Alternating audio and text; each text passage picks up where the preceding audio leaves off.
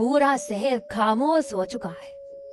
सड़क के किनारे एक भिखारी मोहन सोने की कोशिश कर रहा है, लेकिन खाली पेट उसे सोने नहीं दे रहा। उसके जिंदगी में सिर्फ बोलू ही है जो हर कदम पर उसका साथ देता है।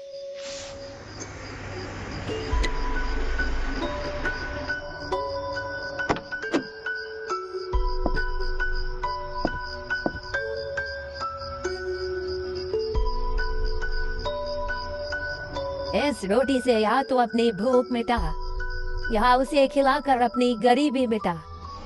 ये बोलकर उसने मोहन के हाथ में एक कागज थमा दिया। उस आदमी की बात मोहन को अजीब तो लगा, लेकिन उसके मन में एक लालच ने जन्म ले लिया। मोहन ने कागज को खोलकर देखा।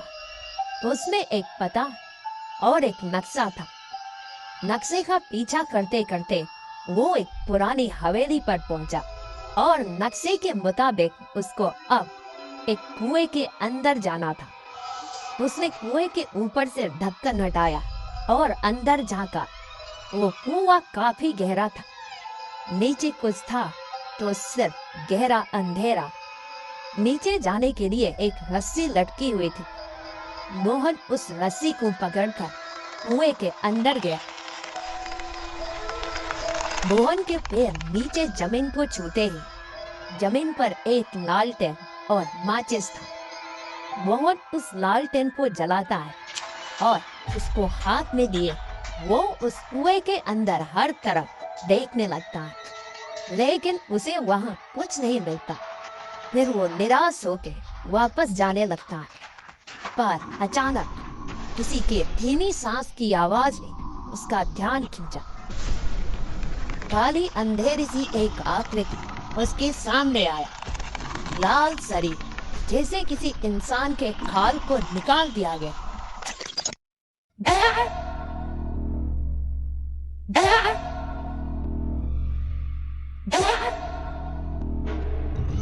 सामने आते ही उसकी नजर मोहन के हाथों में पकड़ी रोटी पे टिक गई। मोहन ने घबरा के उस रोटी को कुछ दूर फेंक दिया।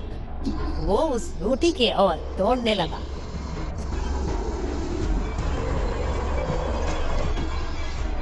पहले उसने उल्टी किया, फिर उस रोटी पर वो टूट पड़ा।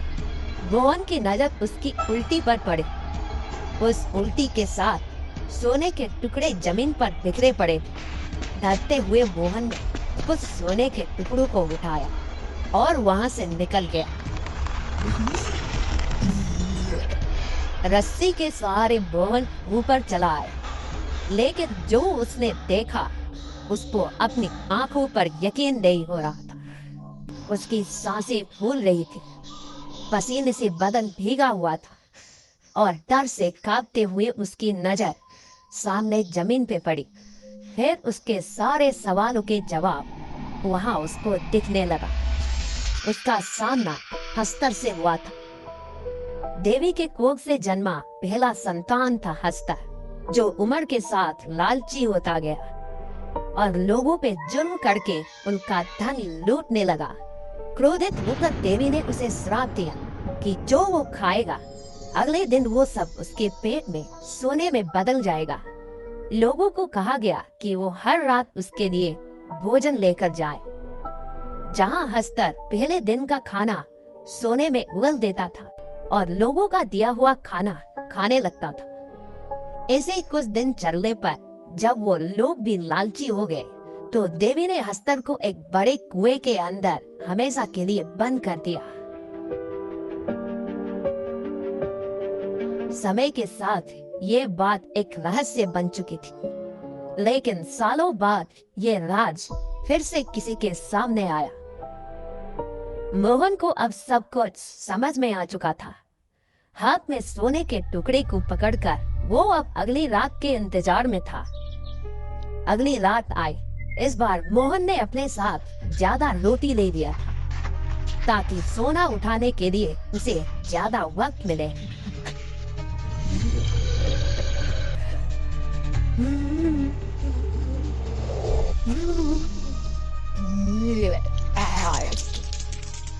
ऐसे करते करते महीनों बीत गए। कल तक सड़क पर सोने वाला मोहन अब एक अमीर आदमी बन चुका था। उसके पास घर, गाड़ी, दौलत सब कुछ है। मोहन और बोलू अब एक बड़े से बंगले में रहते हैं। पर हर रात जब सेहर सो जाती, मोहन चुपचाप रोटी साथ में लेता और उसी अंधेरे कुएं में उतर जाता, जहां हंसकर उसका इंतजार कर रहा था। बोलो, अब हम अमीर बन चुके हैं। आज से मुझे किसी हस्तर के आगे हाथ फैलाने की जरूरत नहीं। मैंने जितना दौलत कमाया है वो अगले 7 जन्मों में भी खत्म नहीं होगा। आज से मैं रात को चैन की नींद सोऊंगा। मोहन ये भूल चुका था कि लालच एक दलदल है। एक बार जो पैर रख दिया तो निकलना आसान नहीं। बहुत दिनों बाद आज मोहन अपने कमरे में सुकून की नींद सो रहा है, लेकिन उसका ये सुकून ज्यादा देर तक नहीं टिका। थोड़ी देर बाद एक तेज आवाज से उसकी आंखें खुली, जैसे कोई गीली हड्डी तोड़ तोड़ कर चबा रहा और उसकी सांसें सीधा गले में अटक गई। वो अपने कमरे में नहीं था, वो वापस उसी कुएं के अंदर था, जहां वो रात में हस्तर को रोटी देने के लिए जाता था। और मोहन का शरीर पूरा का पूरा सूना पड़ चुका था। ना हाथ हिल रहे थे, ना जुबान, सिर्फ आंखें जिंदा थी। हल्की सी सांस की आवाज आई, फिर अंधेरे से हस्तर बाहर आया।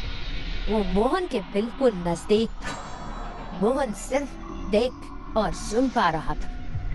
और छोड़ रहा नगर तूने फिर से ऐसा किया तो तेरा क्या अंजाम होगा ये तो थोड़ी देर में समझ जाएगा। मोहन झटके से आंखें खोलता है और देखता है अपना महंगा बिस्तर और अपना महंगा कमरा, सब कुछ पहले जैसे था।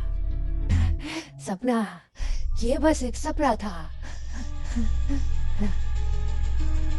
फिर उसकी नजर जमीन पर पड़ती, चिपचिपा दाग और उसमें पीले चमकते टुकड़े। ये कोई सपना नहीं था। हस्तर यहाँ आया था, यहाँ उसने उल्टी की है, मतलब उसने आज रात का खाना खा लिया।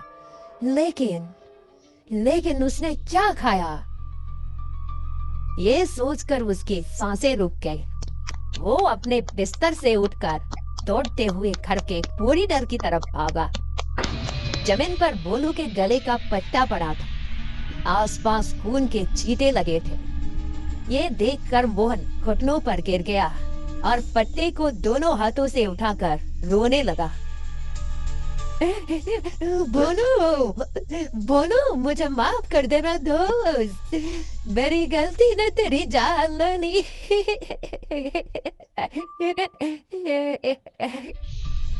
हस्तर की डर ने उसको एक जिंदा लाश बना दिया। वो अपने गाड़ी में घर से बाहर निकला।